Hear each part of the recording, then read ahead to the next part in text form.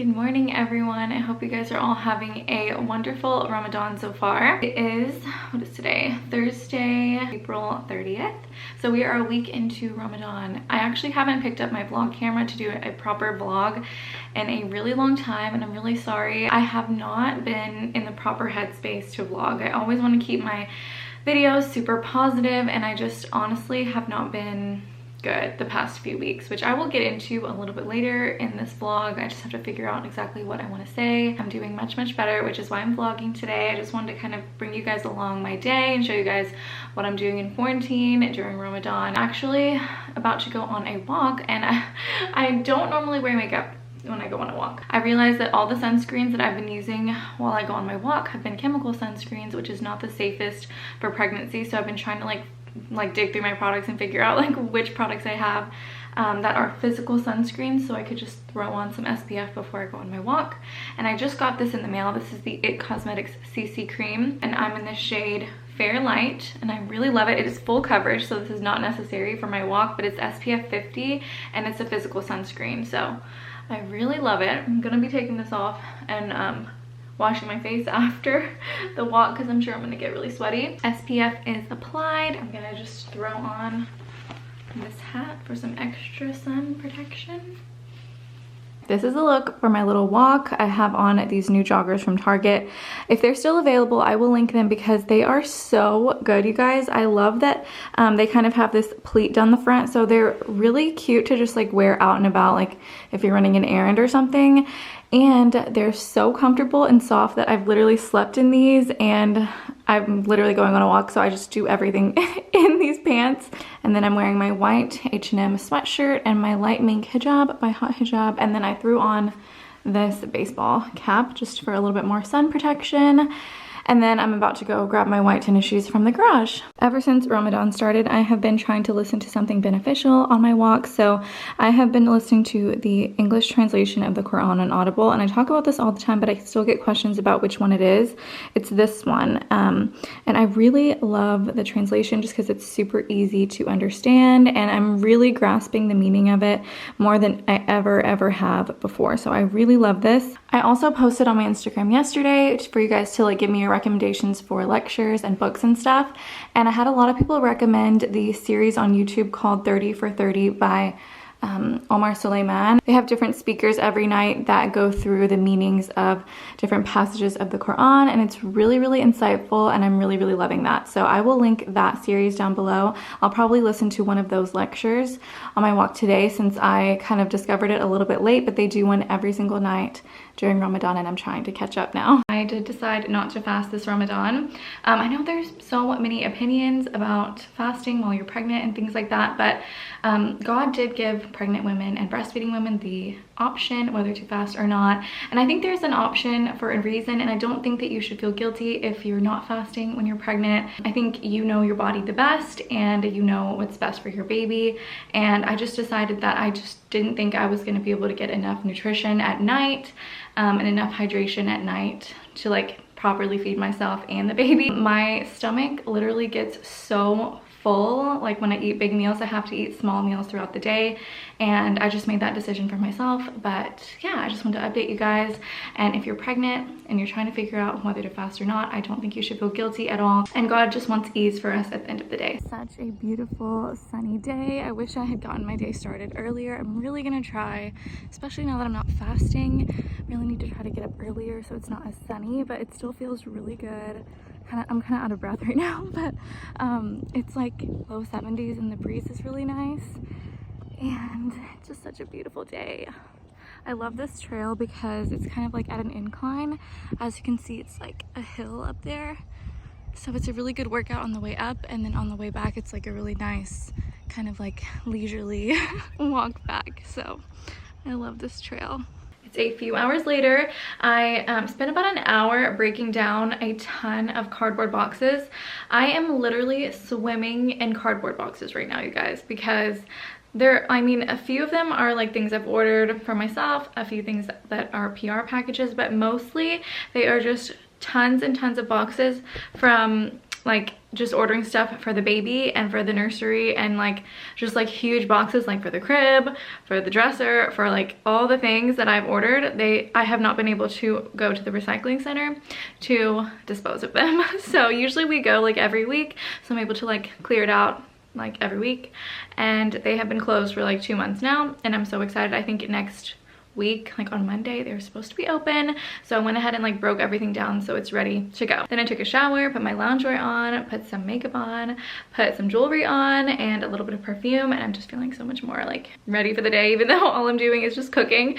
But anyways, it just makes me feel better and just makes me feel like more of a human being. I wanted to give you guys a little bit more of an overview of everything we've done to this room so far, because I haven't updated you guys on YouTube of all the progress we've made in the nursery, and we've gotten so much done since I posted our last video about the nursery. I just want to give you guys a quick overview just because I'm super excited to show you, but I am going to be doing a in-depth like full nursery like reveal, even though you guys have seen most of it once it's all completely finished. But I wanted to share just kind of like everything that we've done so far. We hung the mirror, I have her changing pad, I got her bedding in, and the chair. Like we've just done so much. I'm so excited. We also hung these curtains and the chandelier. I think I showed you guys the chandelier at the end of the last video. I love the way that this looks in the mirror, because it's like the mirror, the curtains, and the chandelier all kind of like align perfectly. So I'm super excited for like selfies and pictures in this mirror. I showed you guys this in the last video, that this was kind of like the inspo, and I was thinking forever like what I was gonna do on this back wall. I just couldn't figure it out. I was thinking maybe to do some like a gallery wall of frames, or even like the big like wall mural of like the flowers, and I just couldn't decide. So I went ahead and found this piece of art from Restoration Hardware Teen, and I thought that that just really tied the whole inspo together, and I'm so excited. It's a piece that's not too babyish, where she could use it in her room as she gets older, or we can use it literally anywhere throughout our house. It's gray and it just matches like the rest of my aesthetic for the rest of my house. It's just beautiful. So I did find some similar ones on Wayfair. I will go ahead and link all of the nursery decor and furniture and everything in the description box. Everything is usually on my like to know it. I wanted to show you guys this cute little bear. It has a really special meaning behind it. So I was cleaning out my closet yesterday and I found it. It's a bear that Omar got me when I was literally like 15 or 16 years old, and I still have it, and now it's in the baby's room, and it just means so much to me. Like I would sleep with this literally every single night whenever I was in like high school, and whenever we couldn't really like see each other that often, and it's just crazy that it's in our baby's room now. So I thought I would do a little bump date, because I am 27 weeks today, which means that I only have 1 more week of the second trimester, which is absolutely crazy to me. I cannot believe I'm about to be in the 3rd trimester. So I thought I would just share with you guys kind of what I've experienced over the last, I guess, has it been 3 months? A lot of people call the second trimester the honeymoon phase of pregnancy. I think one of the reasons why I haven't been updating you guys very much is just because I've mostly felt like normal and there hasn't been that many changes. But I completely understand why they call it the honeymoon phase, because you get all the fun parts of being pregnant.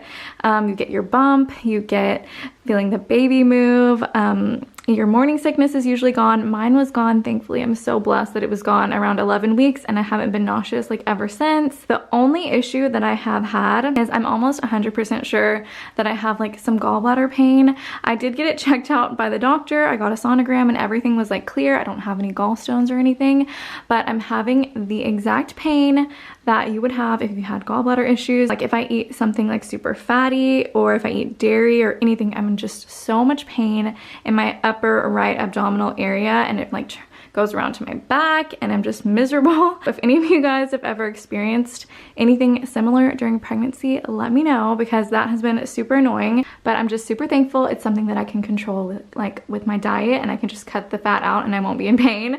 Other than that, I started feeling the baby move probably, I'm trying to remember back, I think I started feeling the first movements around 12 weeks, which I know is so early, but I just was convinced that that had to be the baby moving. And now that like I know what it feels like, I'm almost positive that I did feel it back then. But I felt like bigger movements, like for real.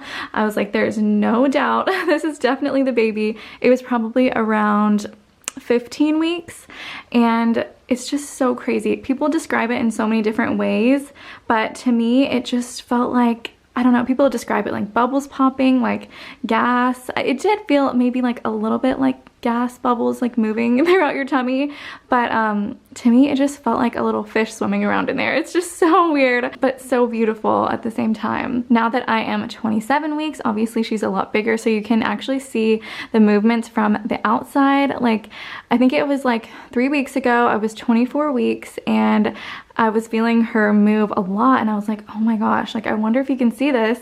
Like from the outside, I just looked down and my stomach just went like plop, like it was so cool just to like see the movement from the outside for the first time. That is just crazy.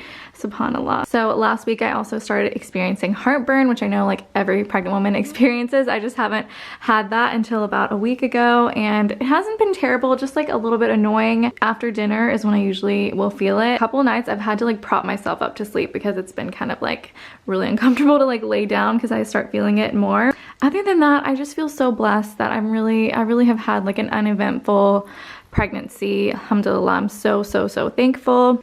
I'm just now getting to the point where my stomach is feeling big. Like I really get surprised when I look at myself in the mirror sometimes, like especially from the side.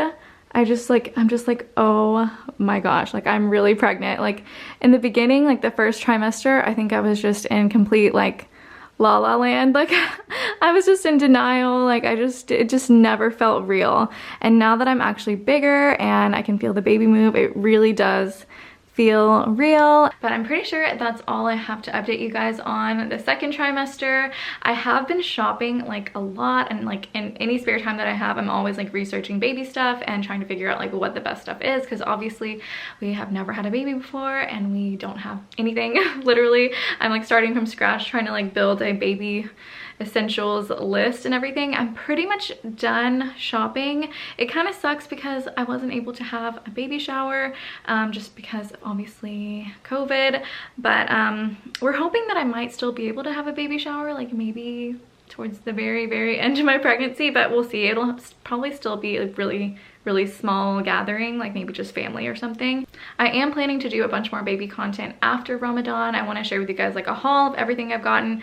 I'm pretty much done shopping. I think all I need left is like a stroller, a car seat, like the big things. I've gotten most of the little things. Yeah, I think that's basically all that I have to update you guys on. I am gonna go ahead and go cook. I need to make iftar, and I'm gonna make some brownies. I've been alternating between brownies and banana bread like every week. It's a brownie week.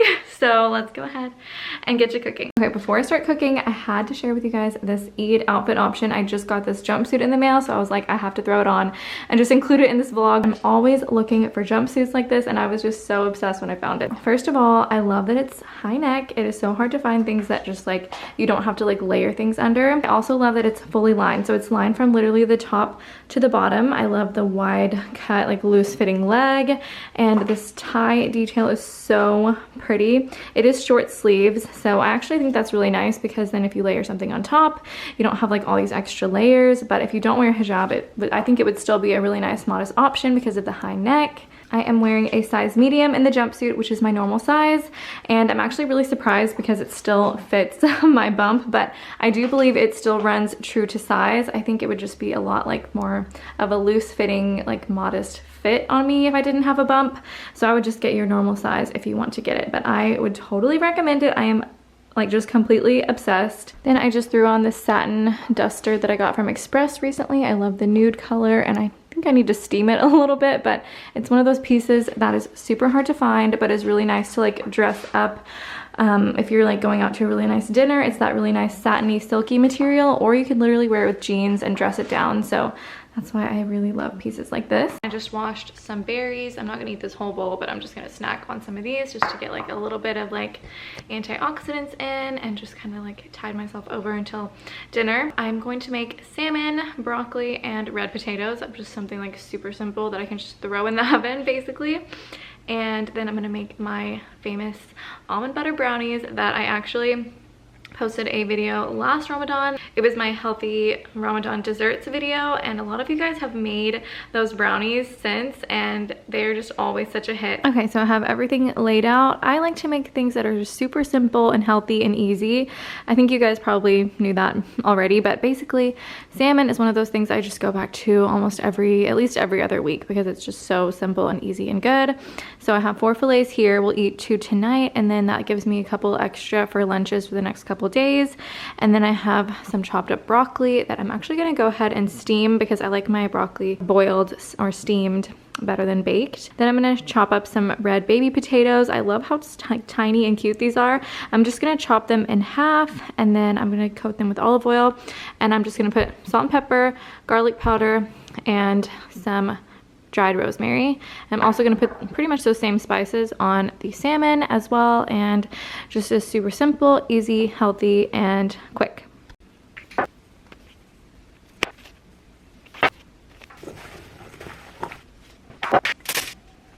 Okay, just realized that we still have 2 hours until Iftar, so I went ahead and just covered the salmon and the potatoes and threw them in the fridge so that I can just put them closer to Iftar time in the oven. It's only gonna take like 30 minutes, so I'm gonna go ahead and start on my brownies. All the ingredients laid out to make my brownies. My recipe is on my blog. I literally have to like refer to it every single time just to make sure I don't forget anything, but it's super clean ingredients, and everyone who's made them so far has loved them, and I am just like addicted.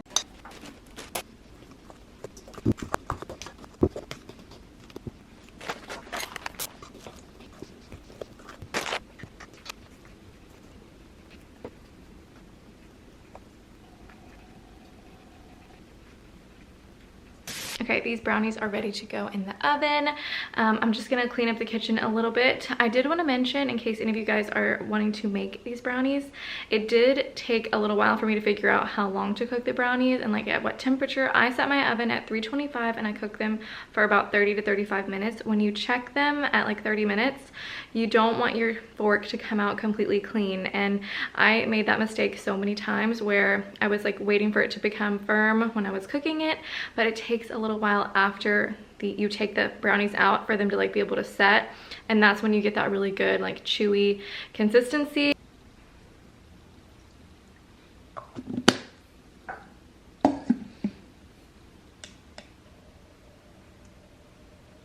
Okay, brownies are in the oven, and Omar is going to put the other food in the oven once the brownies are done. So I came into the baby's room so I can just sit down and just chat with you guys and let you guys know kind of why I have been a little bit distant on my social media recently, and just kind of what I've been going through, because a lot of you guys have kind of sensed that I've been a little bit distant. I know that I was super excited and just an absolute bliss the beginning of my pregnancy, and just ready to share everything, and just things kind of just stopped, and I wanted to kind of just let you guys know what I've been feeling the past few weeks. The past 3 weeks have been some of the hardest weeks emotionally for me. Basically what happened is 3 weeks ago, our little baby kitty Leo went missing, and this is really hard for me to talk about without crying, and I'm really gonna try not to cry because I am doing better, but it's still really hard. I have not mentioned it to you guys on any of my platforms because there's so much going on in the world right now. Just so many devastating things happening to people that I know personally, that losing a pet seemed like so minuscule compared to what everyone else is going through in the world. This was probably the biggest loss and most grief that I've ever experienced in my life, and I'm really learning how to deal with loss, and yeah, it's just been really hard.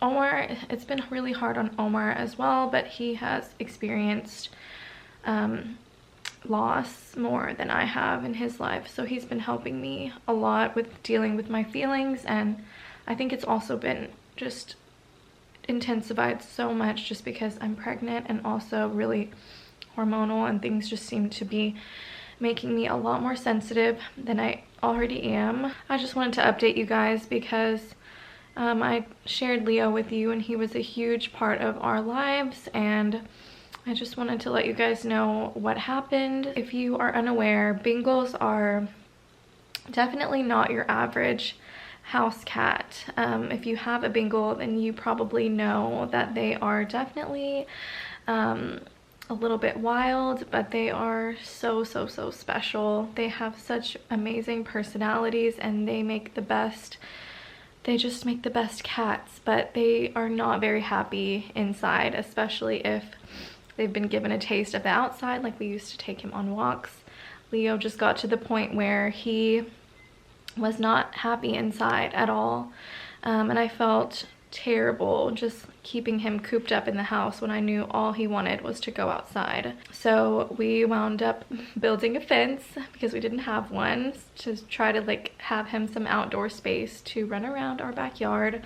We even connected this cat fence thing at the top of our fence so that he wouldn't be able to climb over it, and he wound up figuring out how to just crawl under it. So we got him a GPS collar so we could at least keep track of where he goes, and for a few months he was doing so great.